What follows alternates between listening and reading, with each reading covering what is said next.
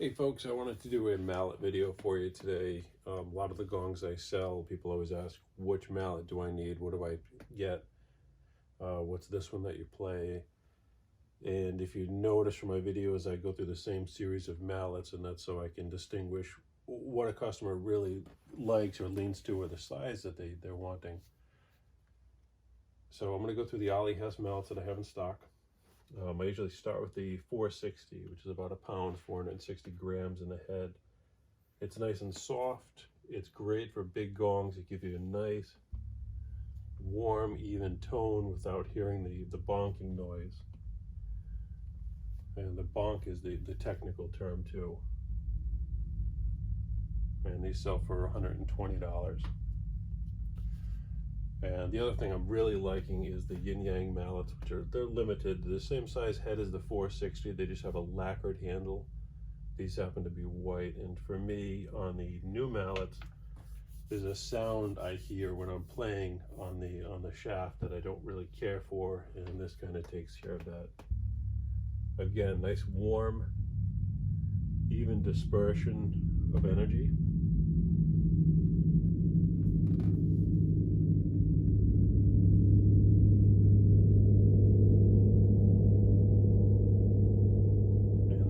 Some magic. And you can use these down to maybe 28-inch gongs, but they're heavy. Again, 120 for that also. And my go-to for just about everything that I make and sell is the 355. They sell for 110. It's a little bit smaller than the 460. It's a little bit lighter, and it has a little bit more bonk to it.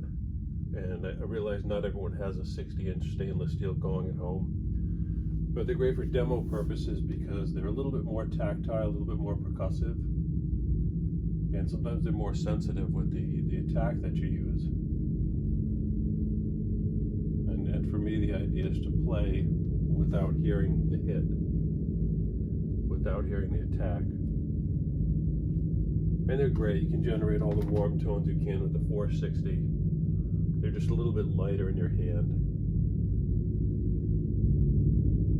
You can also change your attack on them and concentrate the sound a little bit more.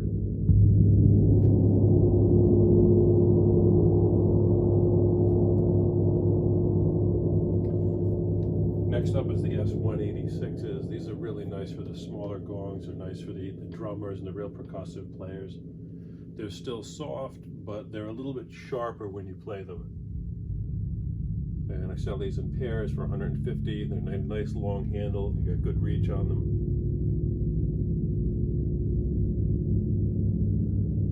When you really get in there and you develop your stroke, you can still get the warmth out of it and the softness.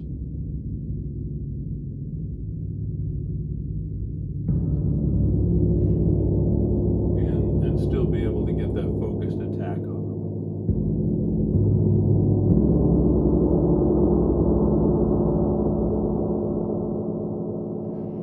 Next up, we have the 174s. Basically the same head size as the 186s, just with a shorter handle. Personally, I don't like them. I feel like a T-Rex playing these because I feel like I'm really constricted. It's not a natural feel. I like to be a little bit further away. And sometimes I find my hands or my rings hitting with these.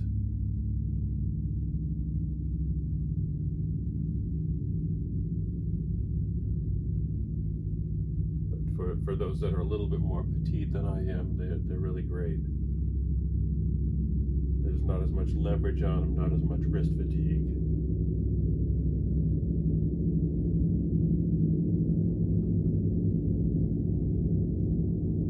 Again, these are $170 for a pair. I'm not sure why the shorter ones cost more.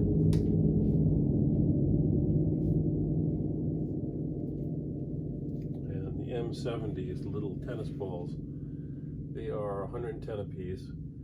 They're really hard, but they're also very light, and there's a nuance to playing them. You can really get the really sharp sounds if you want. I find that people that have drummed really like these because they can really really make them whirl.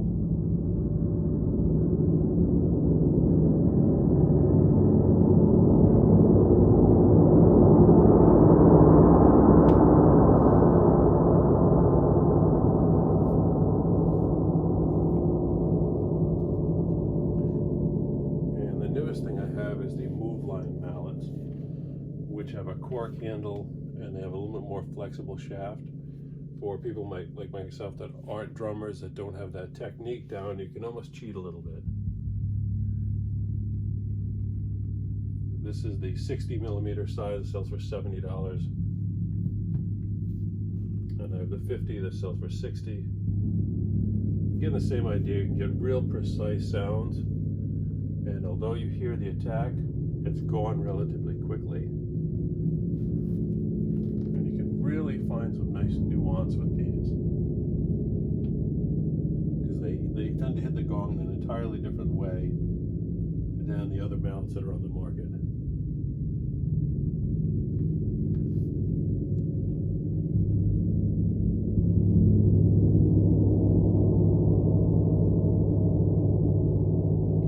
And because of the springy nature of the handle and the head, you can bring something like this up to a roar very quickly.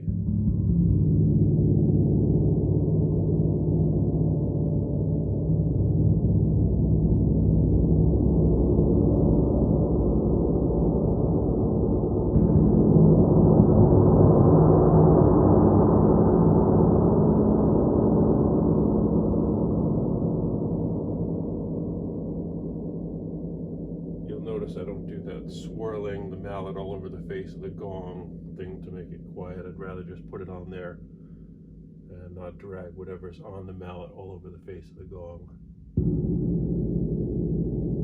So very reactive, very different attack than a traditional mallet.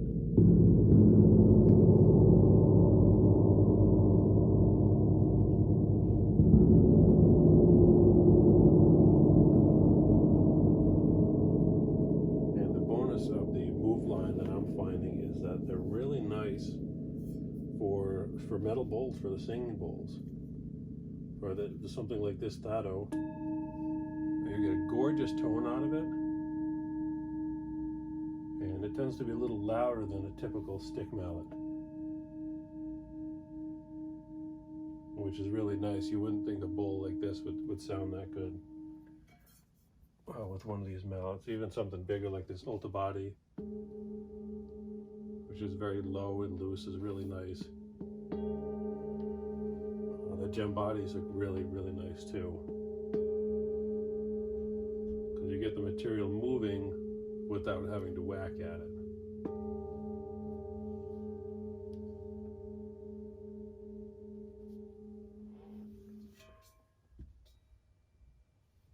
So, thanks for watching. Any questions, feel free to drop a line.